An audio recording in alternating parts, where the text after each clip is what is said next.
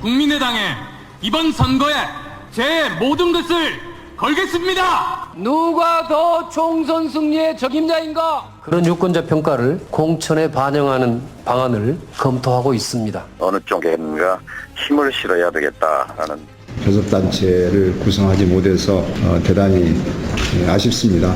원내 교섭단체를 만든다고 국민의 지지가 저절로 올라가는 것은 아닙니다. 이제 D-50일, 총선까지 딱 50일이 남았습니다. 각 당이 선거 준비에 박차를 가하고 있는데요. 오늘은 국민의당이 선거대책위원회를 출범시킵니다. 새누리당은 이미 공천 면접 들어간 상태고 더불어민주당은 오늘 현역 컷오프자에 대한 개별 통보까지 하는 상황에서 국민의당은 조금 늦은 셈이죠. 게다가 당 지지율도 하락세를 보이면서 선대위원장 어깨는 참 무거울 것 같은데요. 선대위원장이 2명입니다. 김한길, 이상돈.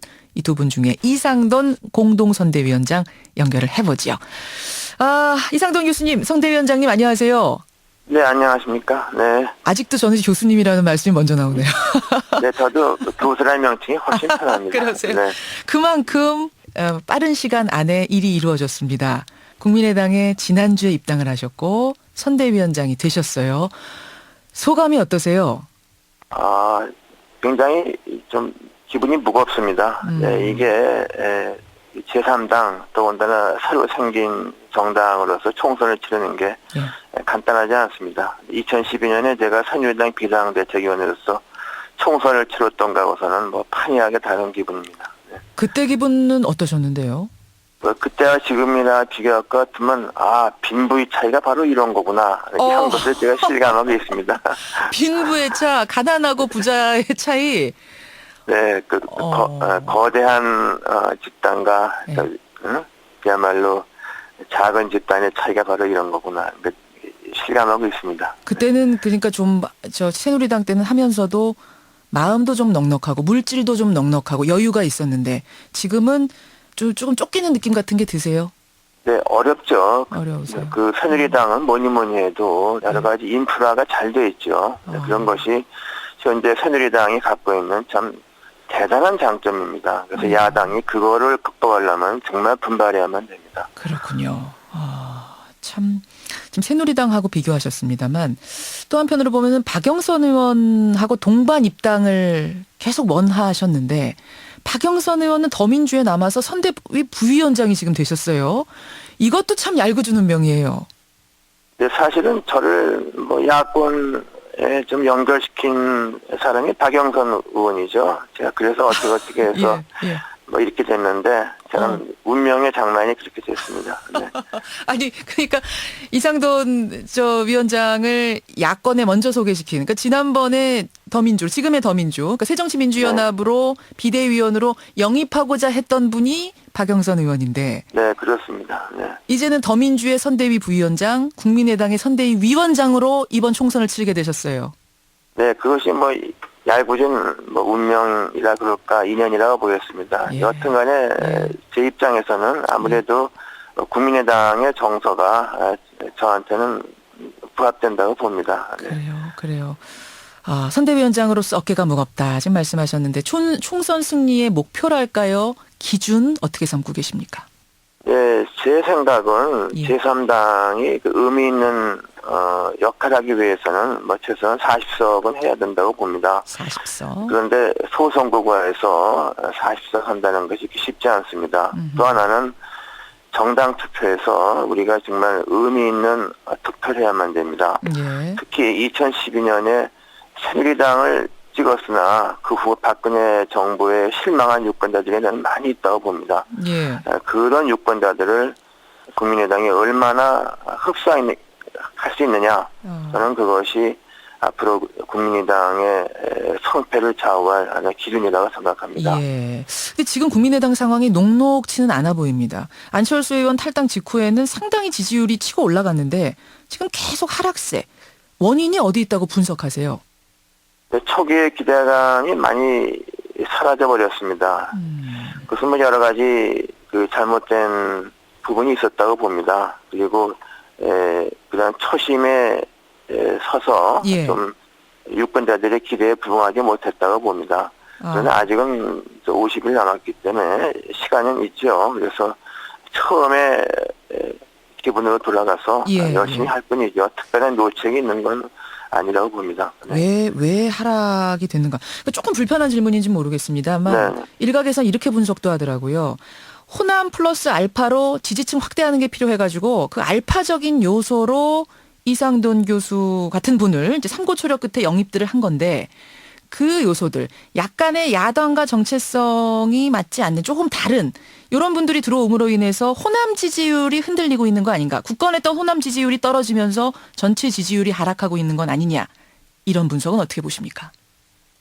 네, 글쎄요, 뭐 그런 분석도 가능하겠습니다만은 사실상 전체 정당 지지를 볼 때는 예. 말씀드린 바와 같이 그 전통적인 야당 유권자 말고도 이른바 중도층 유권자, 무당파 유권자, 전화응답에 답하지 않는 유권자들을 우리가 얼마만큼 확보할 수 있냐는 문제가 있습니다. 그리고 호남 유권자들은 지금 상당히 전략적인 계산을 하고 있다고 봅니다. 말하자면 예. 지지를 상당히 좀 유보하고 있는 겁니다. 그래서 우리가 잘하면은 그 지지를 더 확보할 수 있다고 저는 생각합니다. 호남 유권자들이 굉장히 이제 정치적으로 스마트하다는 얘기들 하잖아요. 전략적인 계산을 확실히 해서 힘을 실어줄 때 주고 뺄 때 빼고 뭐 이런다고들 우리가 분석을 하는데 지금 이상돈 위원장님 말씀은 공천 상황을 봐가면서 어디를 지지할지 결정할 것이다 라는 말씀. 공천을 그럼 네, 어떻게 해야 그렇습니다. 된다고 어떻게 하는 게 좀 맞다고 보세요? 그 정당의 선거에서 승리하기 위해서는 예. 좀 변화하는 모습을 보여야 됩니다. 그러면 어떻게 변화하는 모습을 보이느냐? 예. 그것은 뭐 변화를 상징하는 사람이 중요하죠.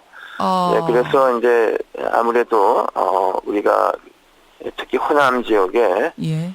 좀 변화했다는 모습을 보일 수 있는 인물들을 어떻게 배치하느냐. 어떻게 저는 배치하느냐. 이게 중요하다고 봅니다. 당 지도부가 우리 상황에 맞는 어떤 접근법이 있는가 그것을 아마 곧 고민해서 제시할 거라고 봅니다. 알겠습니다. 국민의당 이상돈 선대위원장 지금 만나고 있습니다. 정체성 얘기하다가 이야기가 조금 흘러왔는데요. 박지원 의원이요. 지금 이제 무소속이신데 지금 새누리당, 더민주, 국민의당 모두 새누리 이중대 같은 정체성이다. 이래갖고는 이렇게 어정쩡해갖고는 원래 집토끼도 잃고 보수 지지자, 그러니까 산토끼 잡기에는 부족하고 문제 있다. 이런 말씀을 어제 했습니다. 이 부분은 어떻게 보세요?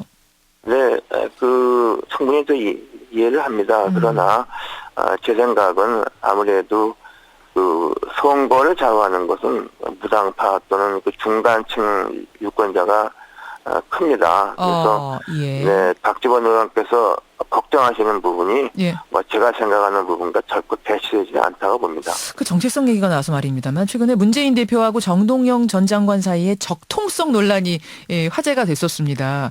문재인 대표는 SNS에다가 정동영 전 의원이 국민의당으로 감으로써 적자가 누군지 분명해졌다. 즉 더민주가 적자다. 이제 이런 의미의 말을 썼고 그러자 정동영 전 장관은 더민주가 적통이라고 부끄러운 줄 알아라. 이러면서 받아쳤습니다. 이 적자 논란은 어떻게 보세요? 네, 저는요, 이게, 우리가 정부의 실정 또는 말하자면 현 정권의 국가 관리 능력의 부족, 이런 것을 우리가 선거에서 계속 말을 해야 되는데, 어떻게 좀 두 야당끼리 좀 감정에 치우친 이 발언이 오고 가고 있어서 예. 저는 그 부분은 좀 답답하게 생각하고 있습니다. 답답하게. 아니 근데 네. 그 민주당의 정신, 뭐 김대중 노무현으로 대표되는 그 정신을 누가 이어받고 있는가? 그 뿌리는 누구에게 있는가? 이거는 사실 짚고 갈 뭐 필요는 있어 보이는 문제인데 어떻게 생각을 하세요? 어디 네, 있습니까? 제가 보기에는요, 그 정당은 일종의 진화하는 겁니다. 정당은 서서히 진화하는 것이기 때문에 우리가 무슨 과거의 어떤 것에 대해서 그것에 꼭 집착할 것 같으면은 정당이 시대에 맞게 발전하는 데에서 좀 문제가 있지 않을까 합니다. 그래서 그런 지금 정당을 이끌고 계신 분들은 그런 생각을 하는 것은 제가 충분히 이해합니다. 그러나 정당은 좀 미래를 좀 봐야 되지 않는가 저는 그런 생각을 하고 있습니다. 적통 논란 그만해라. 서로 말하자면은 제살 깎아먹기 같은 일이다. 이런 말씀이세요. 네, 네. 과거보다는 미래가 더 중요하다. 예, 그렇게 예. 말씀드리겠습니다. 네. 이상돈 위원장 워낙 정치판을 잘하는 분이니까 저는 이 부분 질문 꼭 드려야 되겠습니다. 과연 야권연대가 이루어질 거냐. 안철수 대표는 어제까지도요. 정책연대는 몰라도 후보자 간의 선거연대는 없다. 이런 말을 분명히 했습니다. 어떻게 생각하세요? 네, 한 가지 분명한 것은 이 정당 차원에서 후보자 간의 어떤 연대를 갖다가 촉진하거나 뭐 이런 일도 저는 없을 거라고 봅니다. 예. 그러나 선거 막판에 가서 지역구 사정에 따라서 어떤 후보자가 스스로 후퇴해서 야권 전체에 힘을 실어주는 거, 뭐 그것은 정당 지도부도 어떻게 할 수 없는 거 아니겠습니까? 그러니까 네.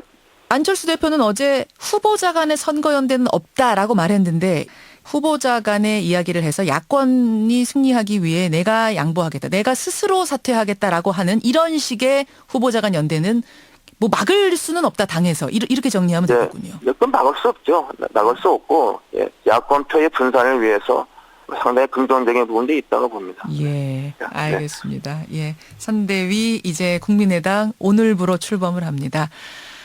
정치권의 장고 끝에 들어가셨으니까요.